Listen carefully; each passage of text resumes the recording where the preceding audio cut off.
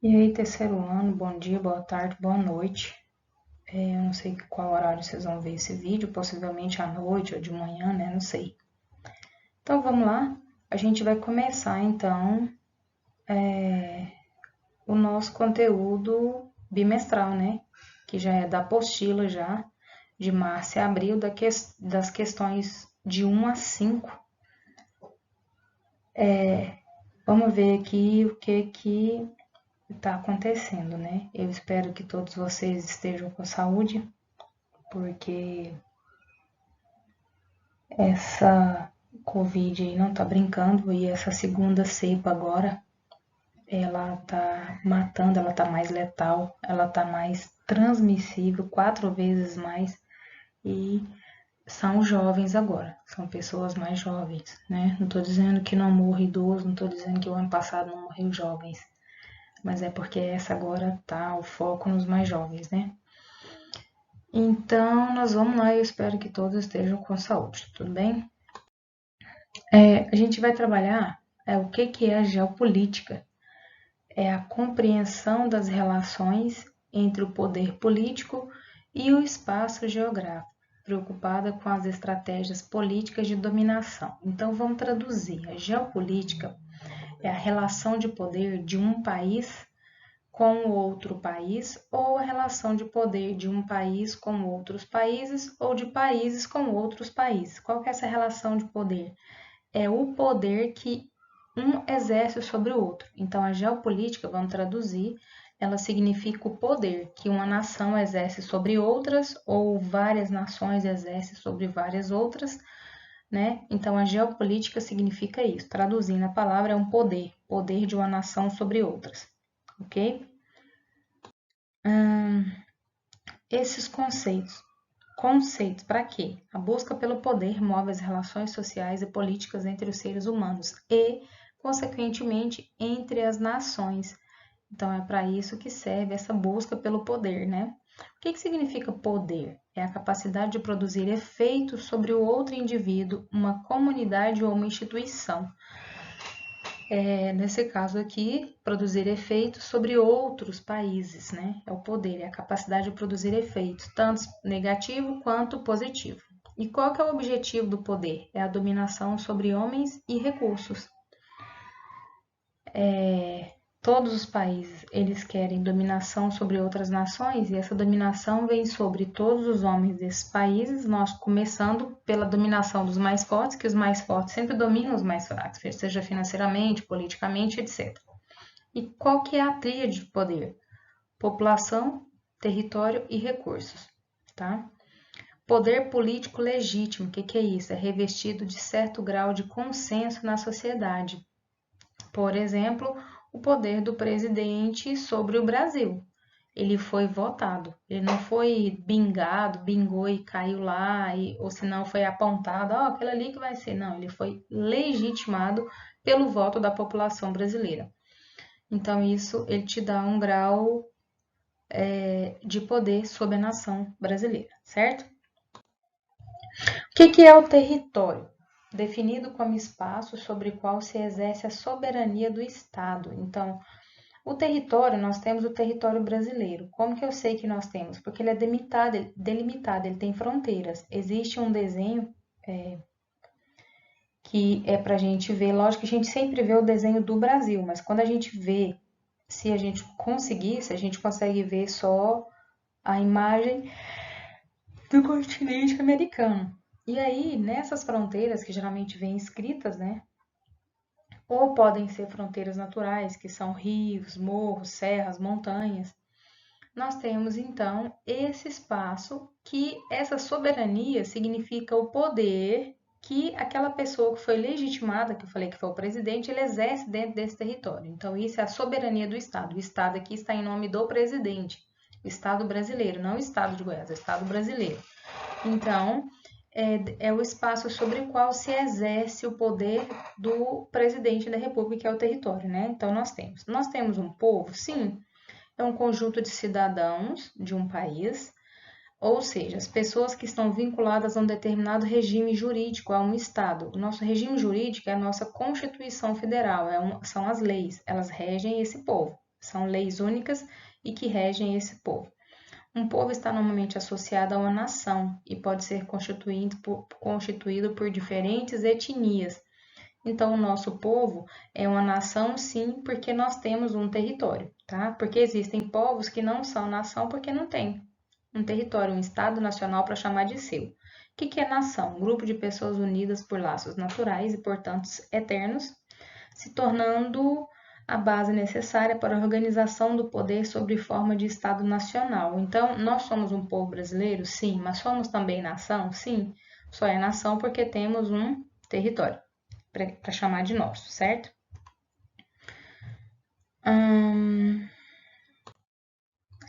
O país é a terra, é uma porção da superfície terrestre. Quando essa, no decorrer da história, passou a ser controlada por um Estado, né? Lógico, o Estado está em nome, o Estado aí está sendo comandado por uma pessoa que exerce o poder ou soberania sobre esse Estado, né?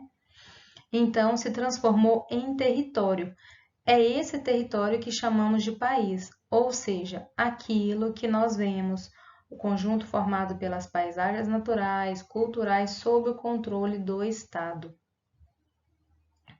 E esse Estado aqui é com E maiúsculo porque ele está se dirigindo aqui, ele está se referindo, na verdade, ao governo federal, certo? Então, aqui, quando ele coloca assim, ó, que é uma terra, uma porção da superfície terrestre. Todo país é uma porção da superfície terrestre, né?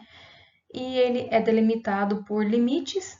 Esses limites, eles são as regiões elas são divididas e limitadas por estados, os estados por município e assim por diante.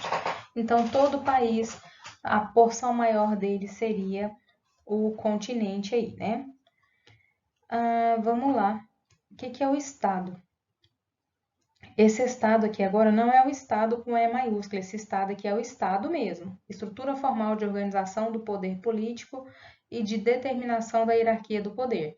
Detentor de monopólio do direito da punição ao indivíduo, organização jurídica coercitiva de determinada comunidade. A organização jurídica possui um estatuto de funcionamento determinado pelas leis. Esse estado aqui são os nossos estados. Poderia, quando ele fala aqui do monopólio de direito de punição ao indivíduo, eu poderia colocar também aqui o Estado com E maiúsculo, porque o nosso Brasil, o nosso Estado brasileiro, ele tem esse poder de punição ao indivíduo. Como que o governo federal, ele pune os indivíduos? Qual que é o braço forte que ele tem? No caso aí, ele tem a Polícia Federal e dentro das autarquias, dentro dos estados brasileiros, nós temos a Polícia Civil e a Polícia Militar, que são as ferramentas que o Estado Nacional tem. É lógico que são subdivisões, né? Porque para o Estado com E maiúsculo mesmo seria a Polícia Federal e dentro delas as suas divisões aí, Polícia Federal, Civil e Militar. É o braço que o Estado com E maiúsculo tem para punir individualmente os cidadãos ou o indivíduo, né? As organizações supranacionais. Qual que é a finalidade dessas organizações supranacionais? Concretizar o mínimo de entendimento entre os estados. Quando ele está falando de estados aqui agora, ele está, porque se são supranacionais, então sai do Brasil, não só do Brasil como dos outros países. Então, quando ele fala de supranacionais, são esses estados aqui, são os países agora. Concretizar um mínimo de entendimento entre os países, né? Uma vez aceita a ideia de associação, o Estado se obriga a acatar as decisões colegiadas pronunciadas pela organização. Por exemplo, o Brasil ele faz parte do Mercosul. E aí, digamos que vai fazer os países que estão no Mercosul, digamos que não precise de passaporte, mas o Brasil coloca que ele quer passaporte sim para entrar nele. Se ele está num grupo, então as decisões que são acatadas pelo colegiado de todos os países diz que não é para ter passaporte. Então, se você entra, né, dentro de um grupo, você tem que aceitar a decisão majoritária. Os estados somente se associam se isso for de seu estrito interesse. A qualquer momento pode renunciar. Por que que entra? Eu já expliquei para vocês qual que é a finalidade de se fazer grupos financeiros, essas organizações, né? Por exemplo, o Mercosul, o NAFTA, a ASEAN, a OPEP, porque tem interesses comuns. É muito mais fácil você e muito melhor, muito mais vantajoso você comprar juntamente com outros países, porque o preço do que está sendo comprado vai cair bastante, porque vai sair muito para esses países.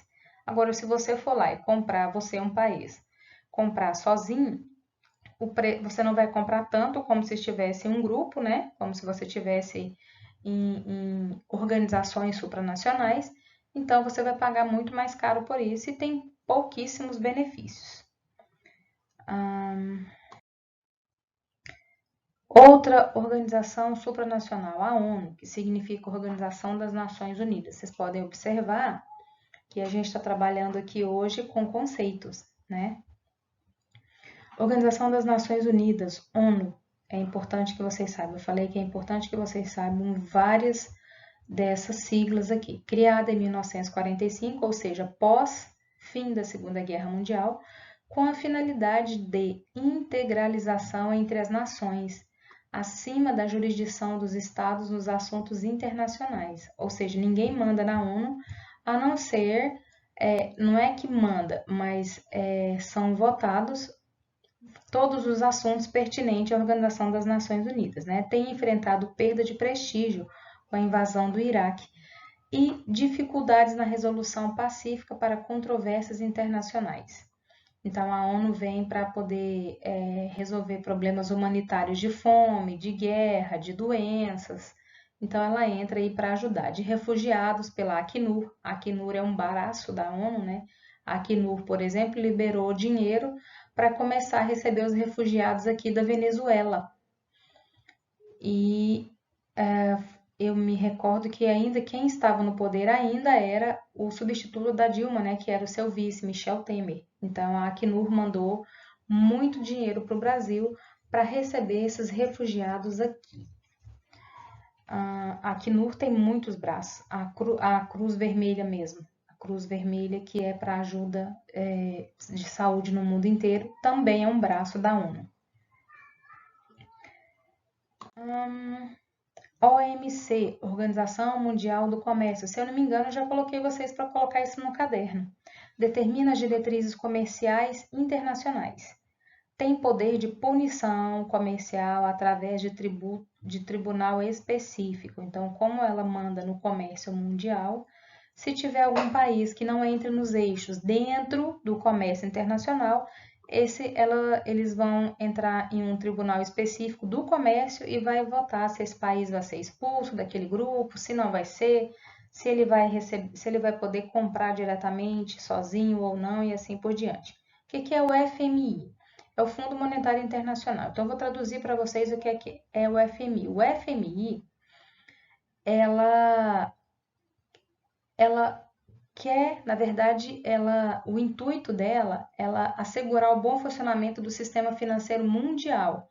Como que acontece? Pelo monitoramento das taxas de câmbio e da balança de pagamentos através de assistência técnica e financeira. Então, o FMI é assim. Os países ricos, eles guardam uma reserva de dinheiro, certo? Então, quando países pobres ou subdesenvolvidos ou países de economia e desenvolvimento precisa de dinheiro, eles recorrem ao FMI. E o FMI, lógico, que vai injetar dinheiro nesses países, por quê?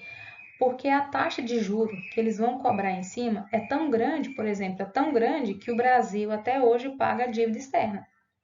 A dívida externa já foi paga mesmo, de verdade, há muitos e muitos anos, só que é juro em cima de juro, e isso vai ser uma bola de neve sem fim, que, claro, nunca vai ser paga, né? Porque se é juro em cima de juro, não tem como você sanar uma dívida assim.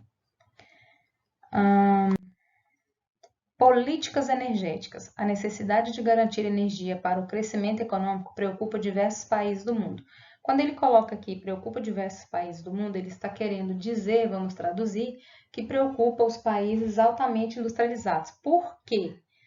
Porque os países altamente industrializados, eles não sobrevivem sem energia. Quando eu falo energia, é energia eólica, é energia é, nuclear, é energia é, da água, né, que é a nossa aqui, hidroelétrica, todos os tipos de energia, eles não conseguem ficar sem, eles são altamente industrializados exatamente por isso, porque eles têm todos os tipos de energia do mundo para eles. A questão das fontes energéticas não renováveis poluentes contrapõe o chamado desenvolvimento sustentável. E a grande maioria desses países extremamente ricos ou desenvolvidos, eles não assinam os protocolos quando são feitas reuniões mundiais de meio ambiente. Por quê? Porque eles vão ter que diminuir a poluição. E se eles diminuírem a poluição, significa que eles vão ter que produzir menos. Eles produzindo menos, eles não são altamente industrializados, porque para que serve esse tanto de indústria se você vai ter que produzir menos? Então, geralmente, esses países muito ricos não assinam, ou se assinam, eles assinam não com ressalvas. O petróleo ainda é uma fonte energética importante, contudo, os principais produtores mundiais não são os principais consumidores. Lembrando que o maior grupo, né, de produção de petróleo chama-se OPEP, que são a Organização dos Países Exportadores de Petróleo, né? Políticas energéticas. Aí, de um lado, do lado direito aqui, a gente tem as maiores reservas e desse lado de cá, nós temos os principais consumidores. Então, quem são as maiores reservas que fazem parte da OPEP? Arábia Saudita, Irã, Iraque, Kuwait, Emirados Árabes Unidos, Venezuela. Inclusive, quem extrai na Venezuela é a Petrobras, Rússia e Líbia. Quem são os principais consumidores? Estados Unidos, China, Japão, Índia, Rússia, Alemanha, Brasil, Arábia Saudita e Canadá. Ué, mas o Brasil, ele não é autossuficiente na produção do petróleo? Sim, agora atualmente o Brasil tornou-se autossuficiente na produção de petróleo. Lembrando a vocês que petróleos, são classificados, né? Como assim, os mais finos, o melhor petróleo, um petróleo que precisa mais ser trabalhado, então tem tudo isso aí. E falando nisso, eu acabei de ler agorinha aqui uma notícia, sim, eu só li o enunciado, não li a notícia inteira, vai ter o 6º aumento agora do combustível aqui no Brasil, aqui em Goiás, né, pelo menos.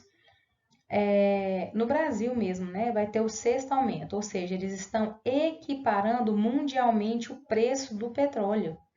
Então, o preço do combustível nosso não vai parar de subir enquanto não for equiparado mundialmente. Lembrando que o petróleo, ele é vendido e comprado no valor do dólar. O dólar está altíssimo. Então, enquanto o nosso combustível, mundialmente falando, não tiver o preço equiparado, eles não vão parar de subir. Então, agora, essa semana, vai ter o 6º aumento de gasolina, de diesel, de todos os combustíveis que são derivados do petróleo. Então, entra aí óleo queimado, entra querosene, entra isso tudo.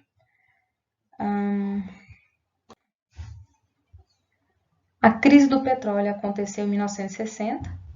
Não, crise do petróleo. Em 1960 foi a criação da OPEP, que é a Organização dos Países Exportadores de Petróleo. De 73 a 80, o petróleo sobe de 5 para 33 dólares. Isso aqui em 1980, nós já estamos em 2021, né?